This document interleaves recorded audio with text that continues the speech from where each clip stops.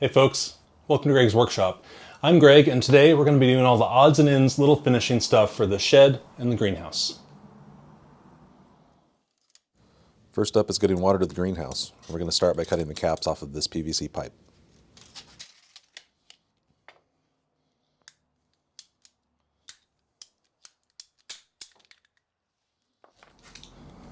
Now that we have the pipe cap cut off, we can put on the faucet. So I have this little 6-inch galvanized pipe nipple. That'll give us something solid to clamp to secure it. This will just glue on the top, right like that. I'm going to use just regular all-purpose ABS PVC cement. I think it'll work just fine. So I've got two pipes, or two faucets rather, one on each side, one over here, one over here. I've got a pipe run underneath the foundation that comes up to basically the bottom of the gravel, so 3 or 4 inches below the finished grade of the floor. Have it in the 1/2-inch pipe that actually carries the water is inside of a chunk of like 1-inch PVC just to protect it a little bit more from the rocks. And then comes up here. So after I get these valves on, then we'll dig a trench out there and hook up to the irrigation right there.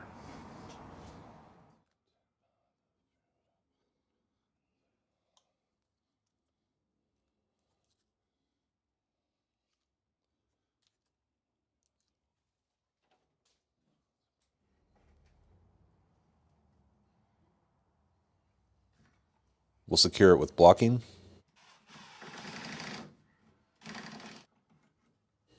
and strapping.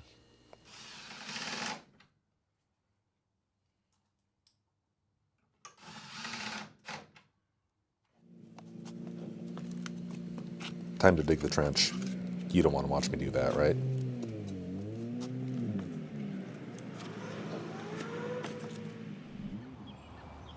Well, it started raining when it was time to lay pipe, so I just laid it without recording. So I've got, this is the greenhouse side. We've got the on-off valve. We have a drain valve because that's pretty much the low point in this irrigation system. Pipe going through a trench 16 or so feet to the end. We've got a little T here. We've got that. That's in the way now. That is going to get moved over here for a future raised bed. And then going out, connecting into the existing valve box for the existing irrigation system. This used to be the drain valve for the irrigation system. Now it's just a valve that was convenient to connect to. You can see that the existing system is quite a bit shallower than this one. That was a mistake on my part when I first put it in. Early days of the thing that happened in spring of 2020. So it was kind of hasty getting it in so we could grow a garden that year because, you know, things seemed kind of weird. But now I have time. I need to redo it, dig it a little bit deeper. Let's see, I've got these spigots out here in the garden and just get the garden, you know, ready to go. It's pretty overgrown. We'll work on it. Now for the shed side. I'm putting up this partition wall, building it out of 2x3s and 3/8-inch plywood. Light duty, partly because of cost and partly because it's not load bearing and doesn't really need to be heavy duty. I was originally going to run this wall all the way up to the ceiling. I didn't. I left it open. You'll see why a little bit later. I think it turned out pretty good. For the sliding door on the large side of the shed, I'm using regular heavy-duty barn door hardware from my local farm store. Works pretty well. It's not super cheap, but it's not super expensive either. Just some lag bolts into the top plates, and it'll be sturdy enough.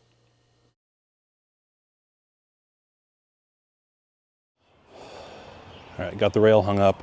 These are on 24-inch centers, which is the proper thing. It's actually printed on the brackets. Next thing to do is to put the door up. I built that off camera. I need some help for that. It's 6 feet wide and 6.5, 7 feet tall. So I can't do that myself, but we'll be back in a little bit when I have some help. The door is built out of 3/8 siding, same siding as the shed, and it's framed up with 2x3s just around the edges, laid on the flat, as well as one in the middle to back up the seam between the two boards. You can hear in the background our generator running. Our power actually went out, so we started up the backup generator while we did this for the half hour or so. Look for a video about the generator system coming up soon.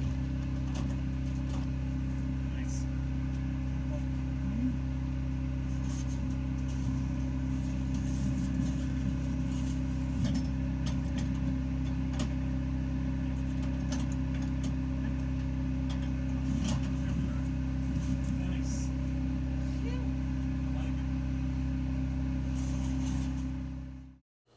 can't get the lawnmower into the shed without a ramp.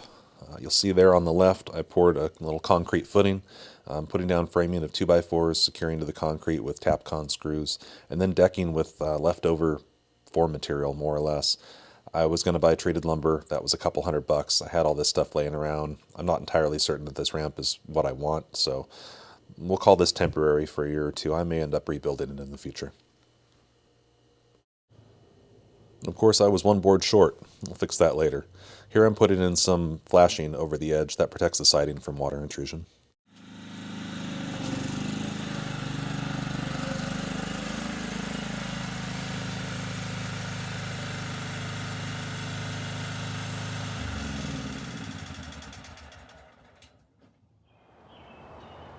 Let's do a quick tour of where we're at.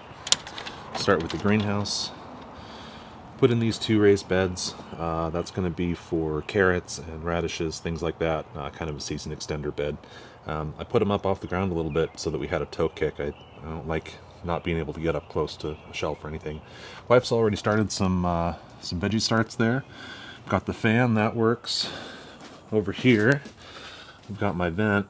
That actually works really well. I need to fine-tune it up a little bit, but I'll do a video on that at some point. I've got our plumbing in, got a hose, floor's good, moving in nicely. So we'll go to the shed side.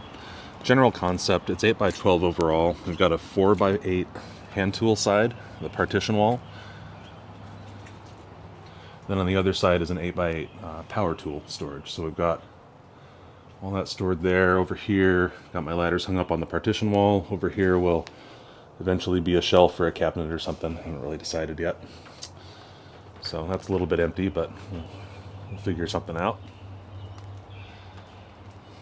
Now then, the power equipment side. The concept here is on the right is everything gasoline powered. So riding lawnmower, rototiller, extra propane, fluids, fuel, all that good stuff. Steel 2-stroke accessories. Over on this side is everything electric. So electric chainsaw. I went with the Ego brand. Really enjoy it. Really like it. Another ladder storage. You can see up top here, I ran this shelf the entire width because we didn't build that partition wall up to the ceiling. I just left it open for ventilation and light. So that is designed to hold these 27-gallon HDX totes you can get at Home Depot. This will hold 7 of them exactly. And I've got a couple so far, but we'll get more. Yeah, I think that's about it. So what's next? Well, there's still a lot of little things to do. I need to figure out the landscaping around the foundation of the greenhouse. I need to figure out some paths, a little landing pad of concrete outside the greenhouse, and then stairs outside the hand tool side of the shed. I need to paint the sliding door here. I need to do trim, need to trim the roof, need to put on gutters. All that's going to come in another month or two. I'm having surgery in a few days. I'll be out of commission as far as anything heavy lifting goes for a few weeks. So trying to leave all the light duty stuff for then. Couple more big projects probably is going to be gutters and rainwater collection. I'll put a rainwater collection system right on the other side of this wall. Other big project is electrical. Remember, I put in that conduit in the foundation for the shed. I just need to trench it, run a wire, run some conduit from the panel over to here, run conduit and outlets in here. I'm going to have lights on a timer switch, just a little turn timer, and a few outlets in strategic places. One on this wall for charging batteries, one on the hand tool side, one kind of right below the camera here, probably for an air compressor just to air up tires on lawn equipment. But that will all come slowly over the summer. So that about wraps it up for the build series, other than those small projects that are coming in the future. If you enjoyed the video, give it a thumbs up, subscribe to the channel, ring the bell to get notified of new videos every Saturday morning, leave a comment, I'll promise I'll respond, and I'll see you next week on Greg's Workshop.